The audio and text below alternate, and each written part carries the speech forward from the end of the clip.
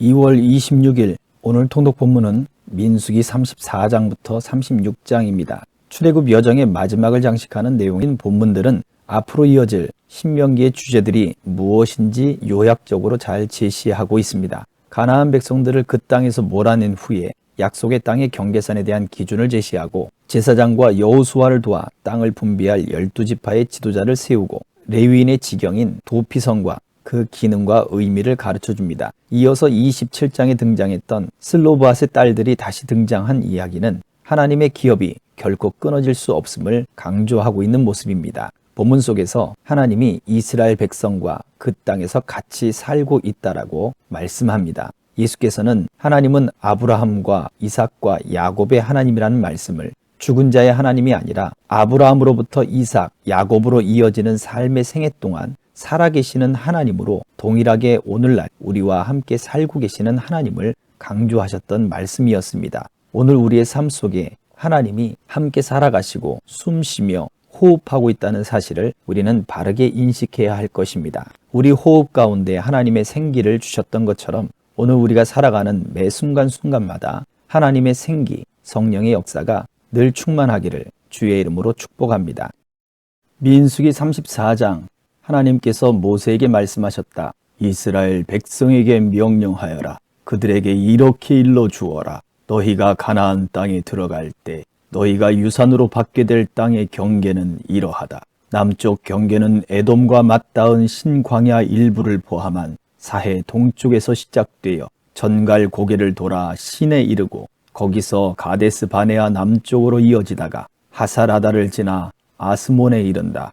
그 경계는 다시 북쪽 이집트 시내로 방향을 틀어 지중해에 이른다. 서쪽 경계는 지중해다. 북쪽 경계는 지중해에서 호르산까지 이어지고 또 호르산에서 르보하마까지 이어져 스닷에 이르고 거기서 시브론으로 이어지다가 하살 에난에서 끝난다. 이것이 너희 땅의 북쪽 경계다. 동쪽 경계는 하살 에난에서 스밤까지 이어지고 다시 스밤에서 아인 동쪽 리블라까지 갔다가 갈릴리 바다 동쪽 비타를 끼고 이어진다. 거기서 요단강을 따라 내려가다가 사해에서 끝난다. 이것이 너희 땅의 사방 경계다. 모세가 이스라엘 백성에게 명령했다. 이것이 바로 여러분이 제비를 뽑아 유산으로 나누어 받을 땅입니다. 하나님께서 그 땅을 9지파와 반쪽 지파에게 주라고 명령하셨습니다. 르우벤 지파와 갓 지파와 므낫세 지파 반쪽은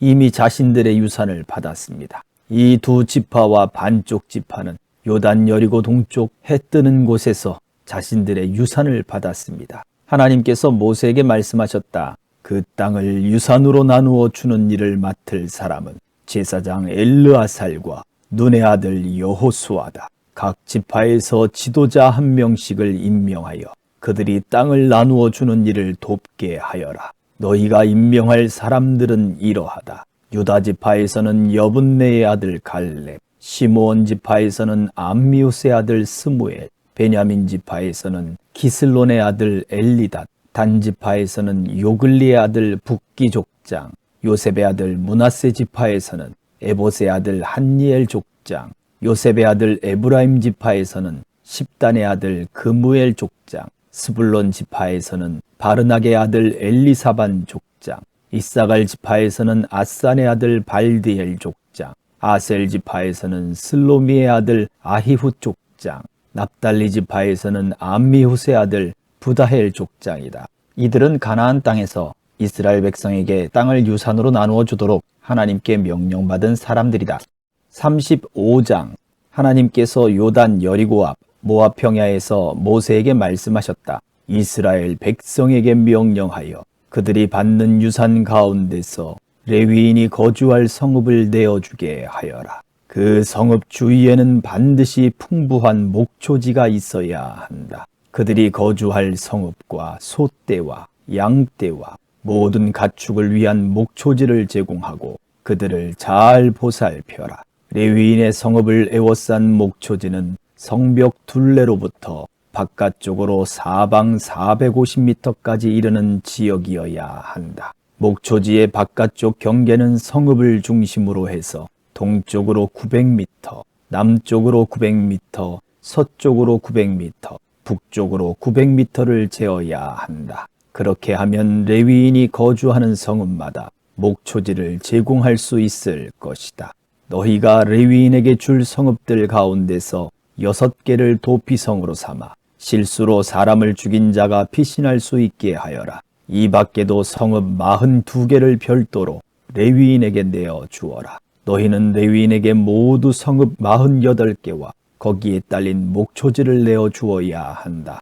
이스라엘 백성의 공동 소유 가운데서 레위인에게 성읍을 내어줄 때는 지파의 크기에 따라 떼어 주어야 한다. 수가 많은 지파는 성읍을 많이 내어주고 수가 적은 지파는 적게 내어주면 된다. 하나님께서 모세에게 말씀하셨다. 이스라엘 백성에게 전하여라. 그들에게 이렇게 일러 주어라. 너희가 요단강을 건너 가나안 땅으로 들어가거든 성읍 몇 개를 도피성으로 지정하여 실수로 사람을 죽게 한 자가 피신할 수 있게 하여라. 그 성읍들을 복수하는 자를 피할 도피성으로 삼아 사람을 죽게 한 자가 법정에 출두하기 전에 공동체 앞에서 살해되는 일이 없게 하여라. 성읍 6개를 도피성으로 마련하여라. 그 가운데 3개는 요단강 동쪽에 두고 3개는 가나안 본토에 두어 이스라엘 백성과 외국인과 임시 거류민과 방문객에도 도피성이 되게 하여라. 누구든지 실수로 사람을 죽게 한 자가 그곳으로 달려갈 수 있게 성읍 6개를 도피성으로 두어라.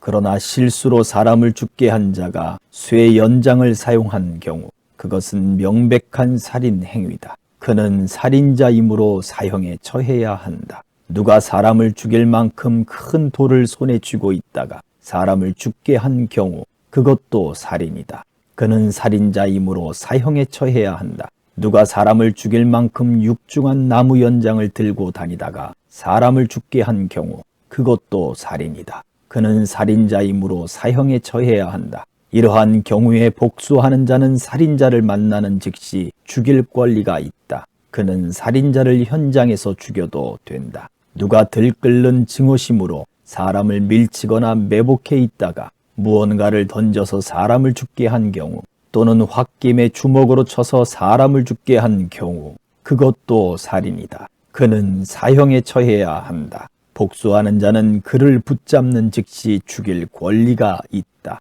그러나 누가 원한 없이 충동적으로 사람을 밀치거나 성급하게 무언가를 집어던지거나 사람이 있는 줄 모르고 실수로 망치 같은 연장을 떨어뜨려서 사람을 죽게 한 경우 두 사람 사이에 원한이 있다고 의심할 만한 점이 없으면 공동체는 이 지침에 따라 우발적 살인자와 복수하는 자 사이를 판가름해야 한다. 우발적 살인자를 복수하는 자의 손에서 구하는 것이 공동체의 의무다.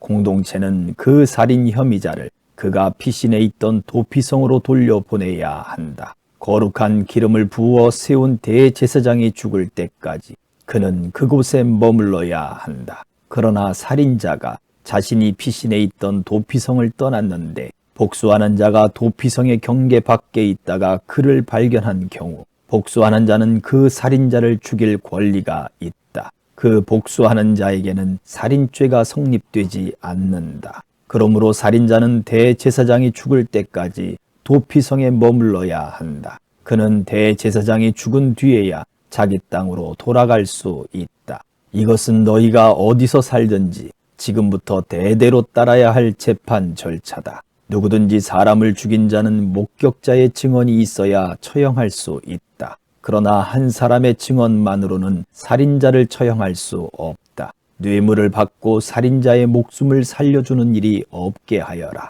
그는 유죄이므로 사형을 받아 마땅하다. 반드시 그를 처형해야 한다. 도피성으로 피신해 있는 자에게 뇌물을 받고 대제사장이 죽기 전에 그를 자기 땅으로 돌려보내어 살게 해주어서는 안 된다. 너희가 사는 땅을 더럽히지 마라. 살인은 땅을 더럽힌다. 살인한 자의 피가 아니고는 그 땅에서 살인의 피를 씻을 수 없다. 너희가 사는 땅을 더럽히지 마라. 나도 그 땅에 살기 때문이다. 나 하나님은 이스라엘 백성이 사는 곳에 같이 살고 있다. 36장 요셉 자손의 가문 가운데 므낫세 손자이자 마길의 아들인 길르앗 가문의 우두머리들이 모세와 이스라엘 백성의 지도자들인 각 집안의 우두머리들에게 나아왔다. 그들이 말했다. 하나님께서 주인님께서 명령하셔서 제비를 뽑아 이스라엘 백성에게 땅을 유산으로 나누어 주라고 하셨을 때 주인님께서는 우리의 형제 슬로브앗의 유산을 그의 딸들에게 넘겨주라는 하나님의 명령도 받으셨습니다. 그런데 그 딸들이 이스라엘 백성의 다른 지파 사람에게 시집가면 어떻게 됩니까? 그들이 유산으로 받은 땅이 조상 대대로 이어져 온 우리 지파에서 떨어져 나가 그들이 시집간 지파에 더해질 것입니다. 그러면 이스라엘 백성에게 희년이 찾아와도 그 딸들의 유산은 그들이 시집간 지파의 유산이 되고 말 것입니다. 그들의 땅이 우리 조상의 유산에서 떨어져 나가고 마는 것입니다. 모세가 하나님의 명령에 따라 이스라엘 백성에게 지시했다. 요셉 자손 지파의 말이 옳습니다. 하나님께서 슬로브앗의 딸들에게 내리신 명령은 이러합니다. 자기 조상의 가문 안에서 결혼하는 한 그들은 자기가 선택한 사람과 결혼할 수 있다. 이스라엘 백성이 유산으로 받은 땅이 이 지파에서 저 지파로 넘어가서는 안 된다. 각 지파가 유산으로 받은 땅은 자기 지파에서 관리해야 한다. 지파를 불문하고 땅을 상속받은 딸은 누구나 자기 아버지 지파의 가문에 속한 남자에게만 시집가야 한다. 모든 이스라엘 자손은 유산으로 받은 땅이 자기 조상의 지파 안에 남아있게 해야 한다. 유산으로 받을 땅이 이 지파에서 저 지파로 넘어가서는 안 된다. 이스라엘 백성의 각 지파는 반드시 자기 땅을 굳게 붙들어야 한다. 슬로브앗의 딸들은 하나님께서 모세에게 명령하신 대로 행했다. 슬로브앗의 딸들 곧 말라, 디르사, 호글라, 밀가, 노아는 모두 자기 아버지의 조카인 사촌들과 결혼했다. 그들이 요셉의 아들 므낫세 집안으로 시집갔으므로 그들의 유산이 받은 땅은 자기 아버지의 지파에 남아있게 되었다. 이것은 하나님께서 요단 여리고 앞 모압 평야에서 모세의 권위를 통해 이스라엘 백성에게 내리신 명령과 규례다. 아멘.